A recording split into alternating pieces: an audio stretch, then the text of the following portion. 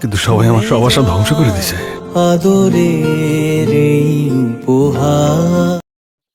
Hello বন্ধুরা, আমি শুভ। অবশেষে মুক্তি পেয়েছে দাগির ট্রেলার। তাহলে কেমন লাগলো এই ট্রেলার? আজকের ভিডিওতে জানাবো আমার রিয়েকশন ও বিশ্লেষণ। এর আগে আমরা দাগির টিজার দেখেছি, যেখানে মুভির ব্যাপারে সামান্য ধারণা পাওয়া গিয়েছিল। টিজারটা আমার কাছে মোটামুটি লেগেছিল, তবে ট্রেলারটা সম্পূর্ণ ভিন্ন। এটা আরো বেশি ইমপ্যাক্টফুল ও শক্তিশালী মনে হয়েছে।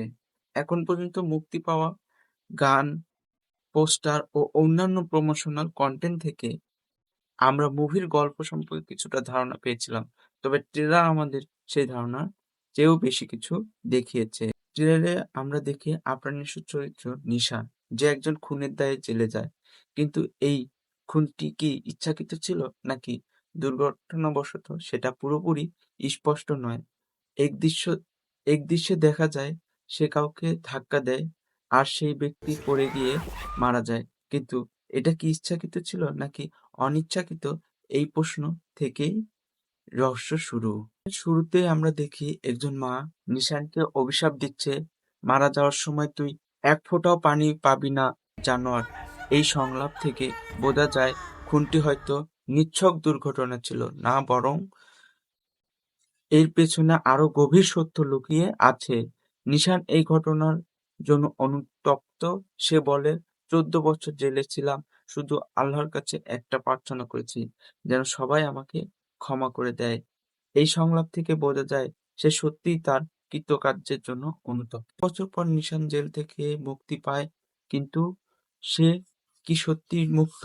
সে ভাবে তার পরিবার, সমাজ ও ভালোবাসার মানুষ তাকে ক্ষমা করবে, গ্রহণ করবে, কিন্তু বাস্তবতা ভিন্ন। তার বাবা পর্যন্ত বিশ্বাস করতে পারে না যে সে সত্যি মুক্তি পেয়েছে নাকি পালিয়ে এসেছে। তার পরিবার তাকে গ্রহণ করছে না, সমাজ তাকে স্বাভাবিকভাবে দেখতে পারছে না, এমনকি তার ভালোবাসার মানুষও অন- অন্য কারোর সাথে বিয়ে করে ফেলেছে।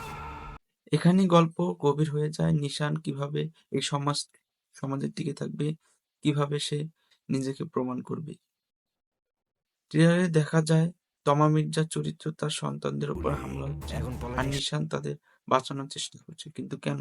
নিশানের সাথে তাদের সম্পর্কে এই প্রশ্নের উত্তর সিনেমাতেই পাওয়া যাবে। এছাড়াও আমরা দেখতে পাই আফরান নিশো একসময় ভিলেনদের দলের সাথে যুক্ত ছিল, বিশেষ করে রাশেদ রহমান ও অপু ভাইয়ের চরিত্রগুলোর সাথে তার সম্পর্ক কি, সে সত্যই অপরাধী নাকি পরিস্থিতির শিকার। নিশোর অভিনয় এই মুভির মূল আকর্ষণ। তার সংলাপ, ডেলিভারি, এক্সপ্রেশন এবং পুরো স্ক্রিন প্রেজেন্স সাধারণ লেগেছে। এছাড়াও তমা মির্জা, সোনেরা বিন সেলিম অন্যান্য দারুণ পারফরমেন্স করেছে বলে মনে হচ্ছে। এবার বলা যাক সিনেমাটোগ্রাফি ও ব্যাকগ্রাউন্ড মিউজিক। ট্রেলার সিনেমাটোগ্রাফি দুর্দান্ত। Low height scene, slow motion shot এবং ক্যামেরার মুভমেন্ট গল্পের গভীরতা ফুটিয়ে তুলেছে। ব্যাকগ্রাউন্ড মিউজিককে যথেষ্ট শক্তিশালী, যা পুরো থ্রিলার অনুভূতি তৈরি করেছে।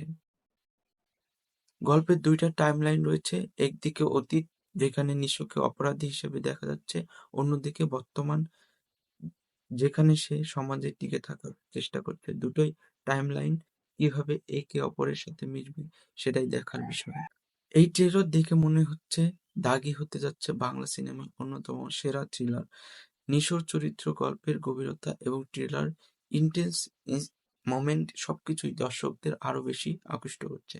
তাহলে বন্ধুরা, আপনাদের কি মনে হচ্ছে দাগি কি বছরের সেরা থ্রিলার হতে যাচ্ছে? কমেন্টে জানিয়ে দিন। ভিডিও ভালো লাগলে লাইক, শেয়ার এবং চ্যানেল সাবস্ক্রাইব করতে ভুলবেন না। দেখা হবে পরের ভিডিও। Take care.